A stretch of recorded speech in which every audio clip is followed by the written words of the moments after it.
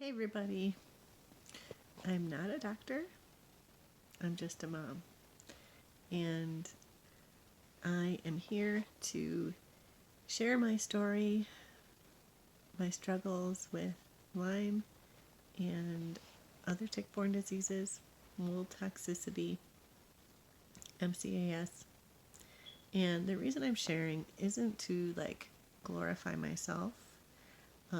I'm here because I just want to help. And I know that I needed encouragement and I needed help and I needed just love and grace and hope. And if I can give any of you that, it would make what I went through worth it. So, and recently I was encouraged to do this, and I just feel like it's time, even though it's been not that long, but I am so much better, guys, and I want you to know that you can get better. I want you to believe it and hope for it and have faith that it is going to happen for you. So, let's get on with it. My story's a little long, so be prepared. So, it started for me, I think, for sure, as a teenager. So, I grew up in Wisconsin, in northeastern Wisconsin, in the woods, and playing outside all the time. We had ticks everywhere. It wasn't a big deal to me. We would just pull them off, rip their legs off, throw them down. I would throw them in the toilet, flush them. I would burn them with matches. It was a little torturous to them, but it didn't bother me at all. So when I was in junior high and high school, I had a lot of joint pain, and it was usually when the weather was going to change. If it was about to rain, my knees would hurt, my ankles and my hips.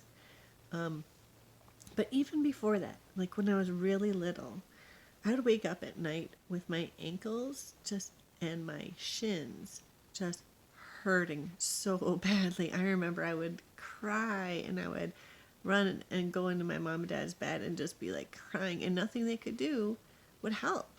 My mom, she was great. She took me to the doctors, and the doctors basically just told her, well, it's not a big deal. It's just growing pains. And that made sense because, hey, I was the shortest kid in kindergarten, or at least one of the shortest. And then in second grade, I was the tallest kid. And I remained the tallest kid until 8th grade or so, 7th, 8th grade, when the boys finally started to grow. I remember going to the junior high dance in the 7th grade and being really awkward for the slow dances because the boys were right up to here. Anyways, back to my Lyme journey. So I just had joint pain as a teenager, which isn't normal, guys. So if your teenagers have joint pains, seriously, get them checked. So anyways, when I was in my 20s, late 20s, 28 or so, I had my 4th child, and he was about 7 months old, and I started having serious migraines every day. It would start right here and go shoot down behind my eye. And I went to the doctor, and she diagnosed it as ice pick headaches. She had me get an MRI done, and they found lesions in my brain. And they told me, bad news, that they thought I had MS, and that this was just the early stages and it would get worse. And they wanted me to come back in a few months and get another MRI. And I would have to have MRIs every 6 months or so to see how the disease is progressing. And it would just go from there for medication. So that's not really great news to hear when you're that young and have 4 kids that, you're going to become debilitated with MS. But they gave me a prescription for some meds for the headaches. But when I went to pick them up at the pharmacy, the pharmacist warned me, you shouldn't be nursing your child anymore if you're going to take this med. And so I got the med, but I went home and I prayed about it, and I just didn't feel right. I wanted to keep nursing my boy. And so I didn't take the medicine, and in 2 days, I didn't have any more headaches. I was fine. So I felt a little bit like a miracle, and I just moved on. And we got those extra MRIs done, and like nothing developed. So I thought, yeah, God just took care of me, and I am going to be okay, and we don't have to worry about it. So fast forward some more years. At this time, we have 8 kids, ages 3 to 12. Yeah, that's another story, and it's a great one, but I'll tell you that a different time. Um, so, anyways, we had lots of kids, and I was suddenly not doing well. Like, it started just with a chest cold, which is pretty common for me growing up, especially living in Wisconsin in the winters. You get colds, but like, even though the symptoms of the cold went away, I didn't get better. Like, I was extremely tired. Like, I would wake up in the morning, and within 30 minutes I'd have to go to bed. Like, my body just could not function. I was getting migraines again. At night I had like hours of insomnia. My legs were tingling. I was having migrating pains. Like, I would have a pain in my arm that felt like my arm was being squeezed. I kept thinking, like, what's wrong with my sleeve of my shirt? It's too tight. And it wasn't. Like, it wasn't anything squeezing my arm. And I'd have my husband massage my arm, and then it would move to the other arm, and then it would move to my leg, and then the other leg. And like, and that, honestly, guys, that makes people like not believe you, because like, pain doesn't do that. You don't have a pain in one spot and then it moves. It must be in your head. So I also had this sensation of bugs crawling all over my face. That was super weird. And yeah, but it's quite normal for people with Lyme, guys. And so I was going to the doctor throughout all of this. I was really having trouble with my memory. I would walk into a room and like not know how I got there or why I was there. One time during this, I went shopping. I don't know why. I drove my store. I was at a mall, and when I came out, it was at night. I had no clue where I had parked. And this is a pretty big mall. And it took me almost an hour to find my car. And I remember just like trying not to panic, and like I didn't know what to do. I was alone. And that was probably the last time I drove by myself somewhere, because I just couldn't remember stuff. And so anyways, it got worse and worse and worse to where I wasn't really functioning at all.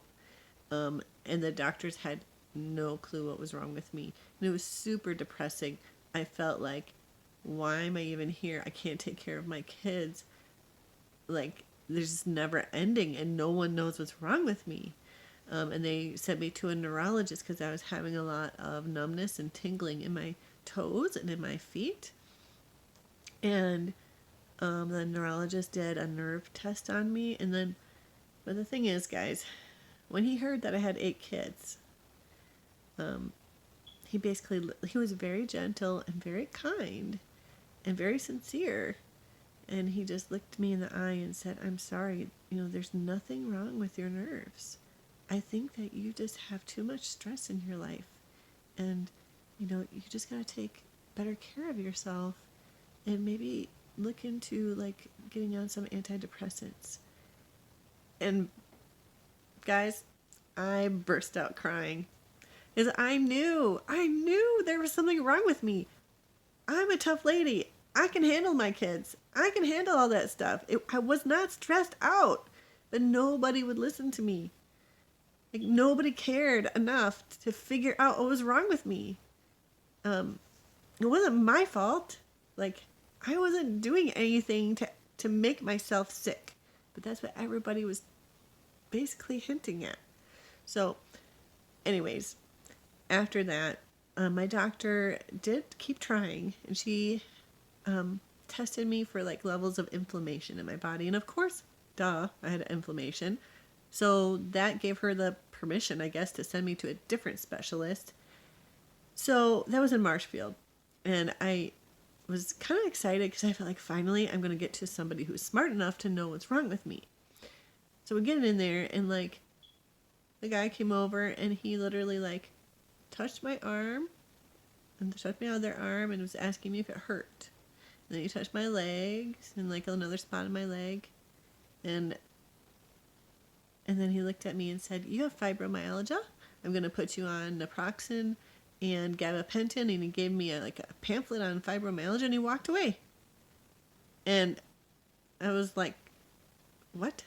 That's it? After that appointment, my husband, who was with me because I couldn't drive, he went to a thrift store in Marshfield, and I, like, emotionally, I just had it. Like, I sat down on the floor in the store under the rack of men's shirts, and I was, like, trying not to cry. So I knew that I did not have fibromyalgia or whatever that disease was. Like, the way the doctor, like, his little description of it and what was in the pamphlet, like, that was, it just wasn't it. But my husband, he's a great man, but my husband was kind of happy because he felt like, we have a diagnosis, you're going to get better, this medicine's going to help.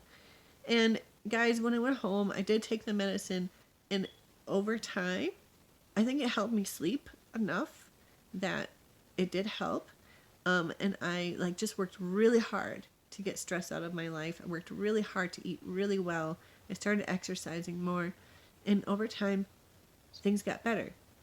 The only symptom that did not go away was that tingling across my face, like that creepy, crawly bug feeling.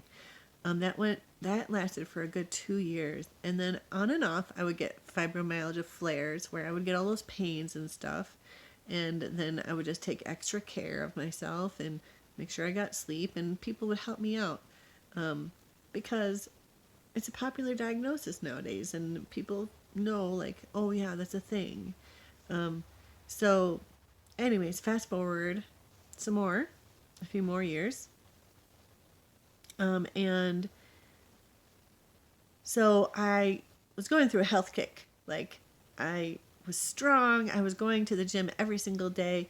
I was actually like running like 5 to 7 miles a day, and lifting weights and doing 100 sit-ups, and like, yeah, I was like power woman.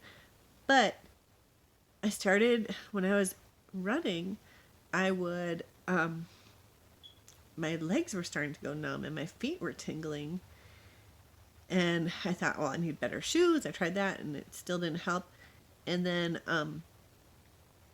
I started getting these giant bruises on my legs, like on my inner thighs and down on my calves. And like, that is really weird. And I also, one night when I was sleeping, I woke up because I had this dream that like I was getting bit by giant ants. Like, you know, those ones with the wings, like the big ones. Like, it was really vivid, and I thought it was really happening. And I looked down, and I had a like bright red like crater on my side. And then there were a couple other small ones, like kind of in a line. And then I had bright red streaks on my side, like vertical streaks. And that was weird, but I just thought, oh, I must have got bit by something. It's not a big deal. Like, we live in Wisconsin. You get bites. We live in the country. So, anyways, but I did have a doctor's appointment set up because of the bruising and because of the weird feelings in my legs. My legs felt really heavy, and I was just like tired all the time. So I went in and I told her about my legs and this and that, and then she was doing her exam, and she saw the bite on my side. Well, what we thought was a bite. It wasn't a bite. And she was like, "Oh, you have Lyme." And I was like, "No, I don't. Didn't have a tick." But she was like, "Well, I'm going to test you for it, and I'm going to put you on Doxy, and I want you to start right away on this Doxy. It's 30 days of Doxy. No, not 30, 21 days. And of course I tested negative, but after 3 days on the Doxy, like, whoa, I felt so much better. My energy came back. I was like, this doctor is smart. She knew. Yeah, okay, I have Lyme. So, just so you know, that red stuff and whatever, that was Bartonella. It wasn't Lyme. But nobody knew that. So, anyways, 6 months later, in the middle of winter, get another cold, and after which, the symptoms came back, like the Lyme, the tingling in my legs, and the just fatigue. And I called the doctor, and I was like, I think I have Lyme again. She's like, no, that's not possible. We got rid of it. And honestly, guys, I was just done. I didn't want to go through test after test after test again. I knew no one was going to believe me. I thought, I'm just going to take care of this myself, and I did. After like a couple months, I started to get a little bit better. But then, in 2021,